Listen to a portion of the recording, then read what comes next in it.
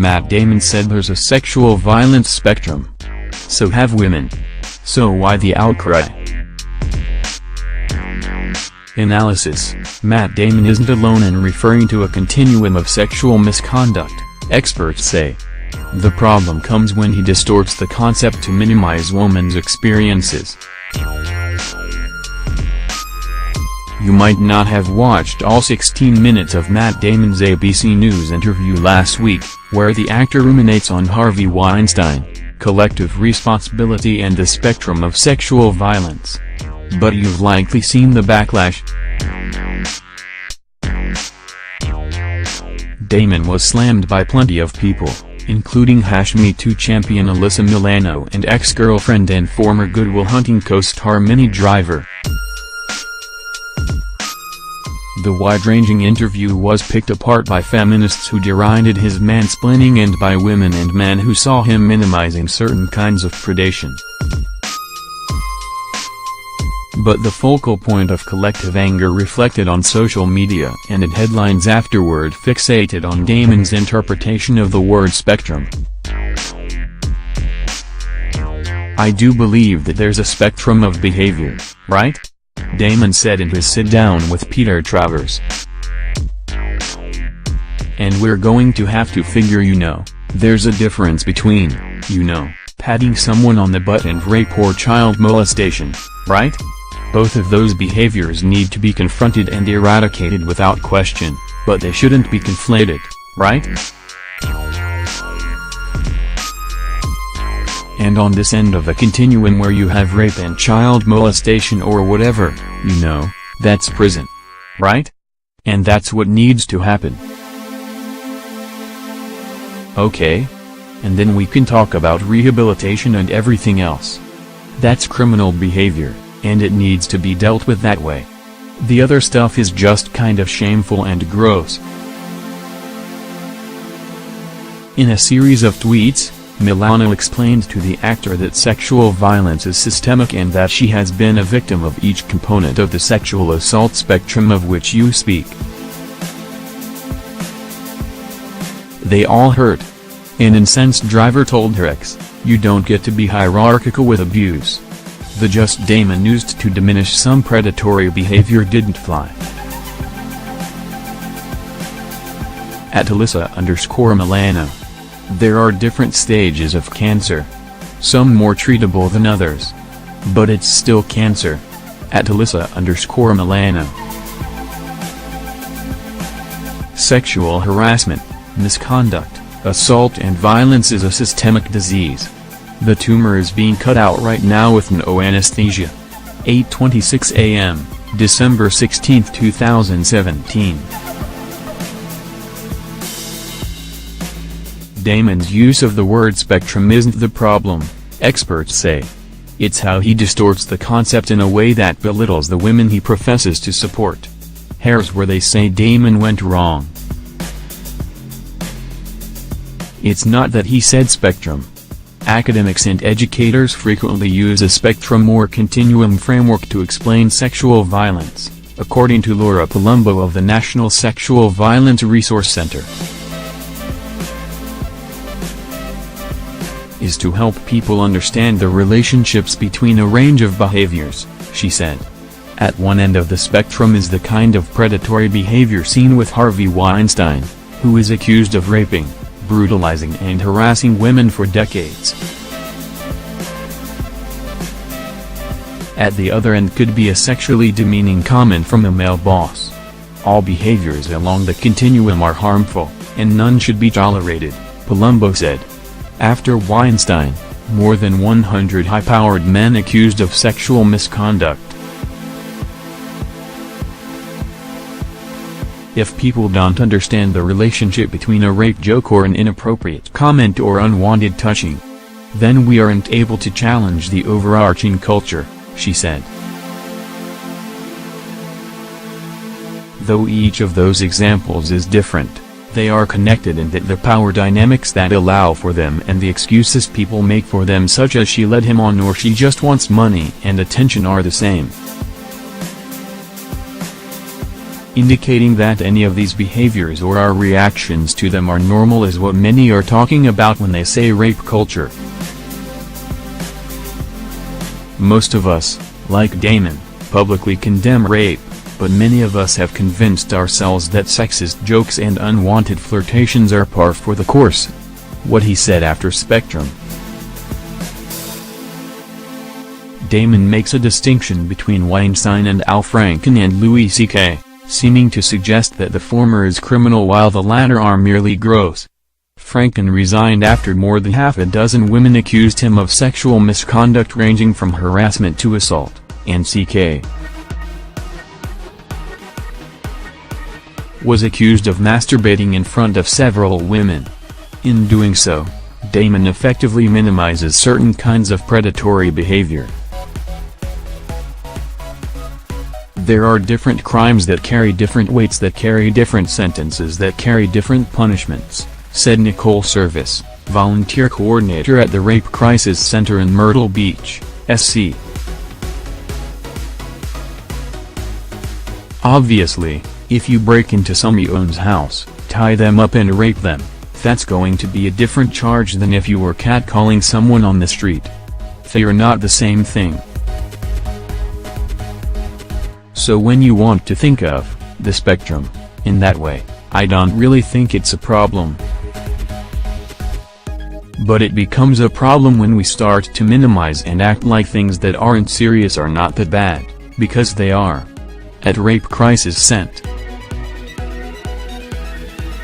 But when you suffer these indignities on a regular basis, or in many cases of harassment, every single day, it starts to feel like you have nothing to offer beyond your sexuality, that your position is tenuous, and you are merely a vessel of an otherwise worthless person. At Rape Crisis Cent.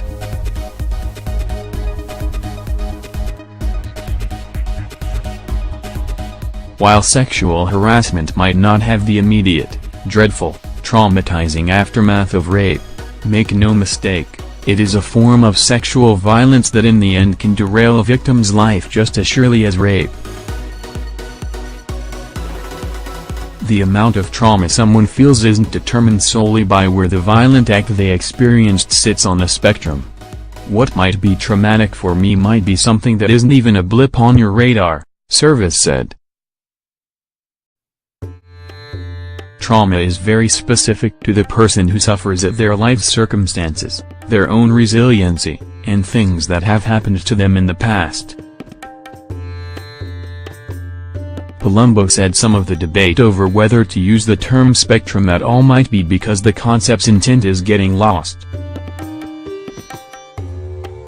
When the spectrum is interpreted as suggesting that there is a scale of severity or a scale of impact of behaviors, it's a misinterpretation, she said.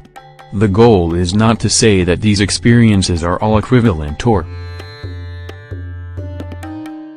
to try and arbitrarily decide what forms are more harmful. It's more about us articulating that all harm is unacceptable.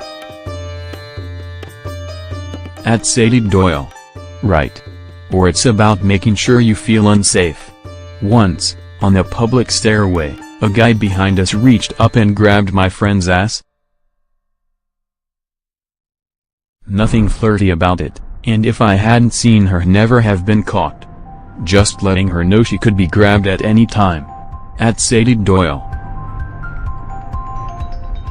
No, it's not the same as rape, but everyday grabbing or street harassment exist on a continuum, as an overarching structure of oppression, letting women know they are unsafe and unwelcome in public spaces. None of it is minor because all of it is connected. Damon defends Louis C. Damon seemed to both defend and empathize with C., whose apology for masturbating in front of several women Damon found arresting. Many women found it self-indulgent. I don't know Louis C.K. I've never met him.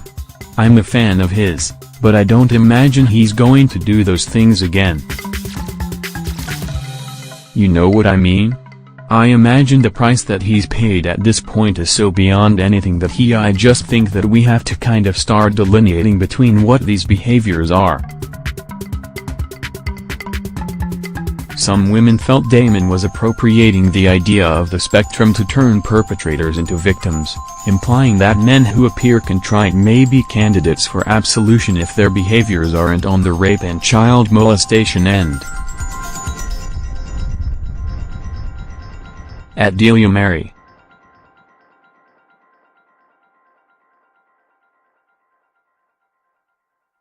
We've been saying sexual violence is a spectrum for forever. Only now that we're getting some support for everything along this spectrum, they're trying to sell our own language back to us to downplay anything other than rape. Co-optation at its finest. Is not so funny that we have to allow him in the world of comedy, otherwise there's going to be this black hole, Service said. For every one man who has made it to that point, there are 100 well-qualified, smart, passionate-driven women who have been run out of politics or run out of the entertainment business or run out of comedy because of the inherent misogyny and harassment and sexism. So we don't need to put up with the predator on any level of the spectrum. Damon says he knows his friends wouldn't rape. Damon's comments on the sexual violence spectrum weren't the only problematic part of his interview. Service said Damon's insistence that he could spot a sexual predator in his close circle is a dangerous fallacy. I know the real story if it's my friend, Damon said. This is one of the fundamental reasons we have so much trouble eradicating sexual violence, Service said. Bush and the problem with thinking good guys don't cross the line. No one wants to believe someone they like and someone they respect is a sexual predator, Service said. We can't say, well, there's sexual predators in the world, but I don't know any. Of course you do. No one disputes that 1 in 5 women are sexually assaulted, so it stands to reason that you're going to know someone who is sexually assaulting them. Damon details how to handle an accusation. 10 years ago, you made a claim against me and I had a big movie coming out, okay? I have $100 million or I have a movie that is personally important to me coming out, and close to the release of that film, you say, Matt Damon grabbed my butt and stuck his tongue down my throat. We would then go to mediation and organize a settlement.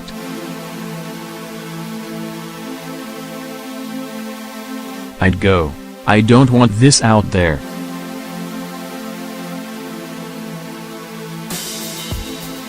The lawyers would get together, and they do this cost-benefit analysis, and they'd go, oh, this is what it's worth. And I look at the number and go, okay, I'll pay it, but you can never talk about this again. You're offline about this, but never talk about this again. Now and with social media, these stories it's like they get gasoline poured on them. So the moment a claim is made, if you make that same claim today to me, I would be scorched earth.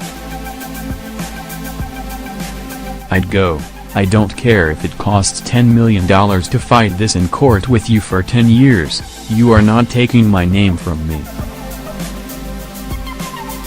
Damon could have said false reports of sexual assault are rare 2 to 7, according to studies cited by the National Sexual Violence Resource Center.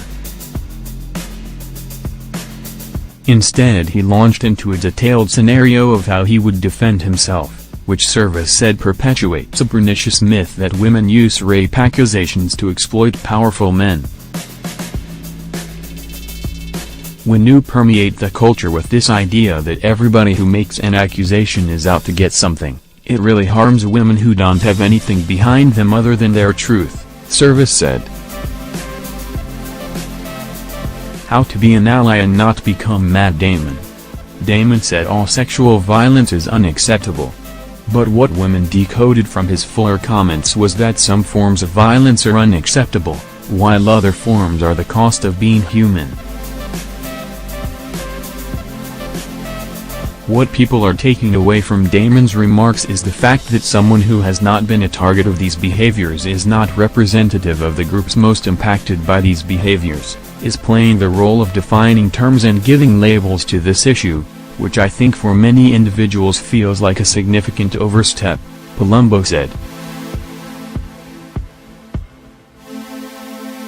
At Alyssa_Milano.